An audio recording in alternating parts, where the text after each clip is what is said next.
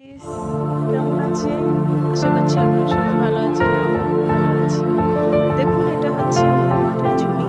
মাঠের জমিতে এটা হচ্ছে ঝিঙে গাছ। সেটা হচ্ছে ঝিঙে গাছ।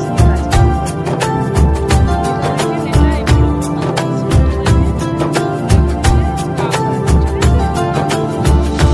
নদীর রোজা শরীফ দেখে মন ভরে না, নদীর রোজা শরীফ দেখে মন ভরে